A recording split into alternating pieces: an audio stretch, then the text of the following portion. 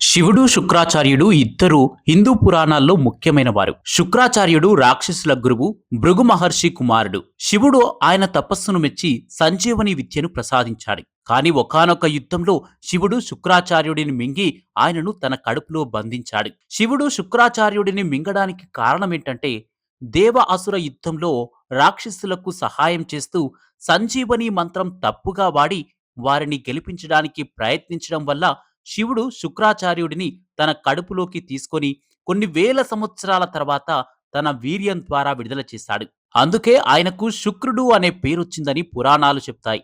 దేవతలు రాక్షసుల మధ్య జరిగిన యుద్ధంలో శుక్రాచార్యుడు తన మంత్రశక్తితో రాక్షసులను బతికిస్తూ వారి పక్షాన నిలిచాడు. శుక్రాచార్యుడు సంజీవని మంత్రం దుర్వినియోగం చేస్తున్నాడని, రాక్షసుల పక్షాన యుద్ధం చేస్తున్నాడని గ్రహించిన శివుడు అతన్ని మింగేసి తన కడుపులో ఉంచుకున్నాడు. వేల సంవత్సరాల తర్వాత శుక్రాచార్యుడు తన తప్పును గ్రహించి పశ్చాత్తాపపడినప్పుడు శివుడు అతనిని తన వీర్యం రూపంలో బయటికి విడుదల చేశాడు. ఈ విధంగా శివుడి నుండి శుక్రుడిగా అంటే వీర్యంగా విడుదలైనందుకే ఆయనకు శుక్రాచార్యుడు అనే పేరొచ్చిందని పురాణ గాథ.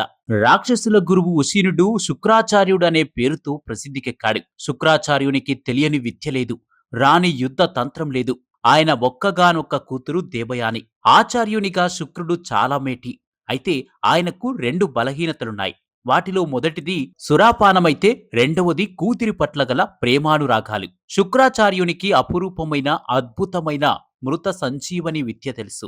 దాని సాయంతో ఆయన దేవతల చేతిలో పరాజితులై మృతి చెందిన రాక్షస వీరులను బ్రతికిస్తూ రాక్షస జాతి నశించిపోకుండా కాపాడుకుంటూ వస్తున్నాడు. దాంతో రాక్షసుల బలం పెరుగుతూ దేవతల బలం తగ్గుతూ వస్తోంది. ఇలా లాభం లేదనుకుని దేవతల గురువు బృహస్పతి ఒక ఉపాయం ఆలోచించాడు. ఎలాగైనా సరే రాక్షస గురువు నుంచి మృత సంజీవని విద్యను నేర్చుకోవాలి. చూస్తూ చూస్తూ శుక్రుడు దేవతలకు ఆ విద్యను బోధించడు కాబట్టి ఎలాగోలా నేర్పుగా శుక్రుడి నుండి ఆ విద్యను సంగ్రహించాలి అనుకున్నారు. అందుకు ఎంతో ఒడుపు, చాకచక్యము కలిగిన వారు కావాలి. అంత ఒడుపుగా ఆ విద్యను సాధించగలవారు ఎవ్వరా అని ఆలోచిస్తుండగా నేనున్నానంటూ కచుడు ముందుకొచ్చాడు.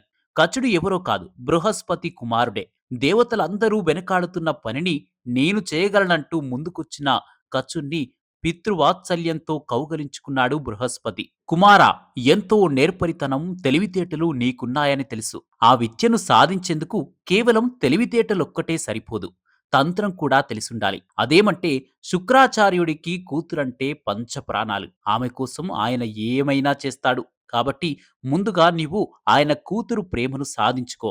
అప్పుడు నీకు ఎటువంటి ప్రమాదము ఉండదు అంటూ చక్కటి మార్గాంతరాన్ని ఉపదేశించాడు బృహస్పతి. కచుడు మానవ రూపంలో శుక్రాచార్యుడి వద్దకు వెళ్ళాడు. ఎంతో వినయంతో ఆయనకు తనను తాను ఎవరూ లేరని, అనాథనని, మీ వద్ద విద్యను నేర్చుకోవడానికి వచ్చానని పరిచయం చేసుకున్నాడు. ముందు ఒప్పుకోకపోయినా విద్య పట్ల తనకున్న తపన, అతని వినయ విధేయతలకు, తెలివితేటలకు ముచ్చటపడి తన వద్దనే ఉంచుకున్నాడు శుక్రుడు. గురువు బోధించిన విద్యలన్నింటినీ నేర్చుకుంటూ ఎంతో వినయంతో, భక్తి గౌరవాలతో గురువుకు సేవలు చేశాడు కచుడు. దేవతలు పంపిన కచుడు శుక్రాచార్యుని కుమార్తె దేవయానితో ప్రేమలో పడ్డాడు. తమ గురువు కచుణ్ణి అభిమానించడం, గురుపుత్రిక దేవయాని కచుణ్ణి ఆరాధించడం రాక్షసులకు కంటగింపుగా మారింది.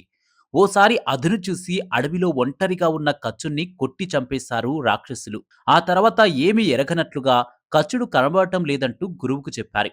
ఏం జరిగిందో దివ్య దృష్టితో గ్రహించాడు శుక్రాచార్యుడు. మృత సంజీవని విద్యతో కచుణ్ణి బతికించాడు. ఈ విధంగా 2, 3 సార్లు జరిగింది.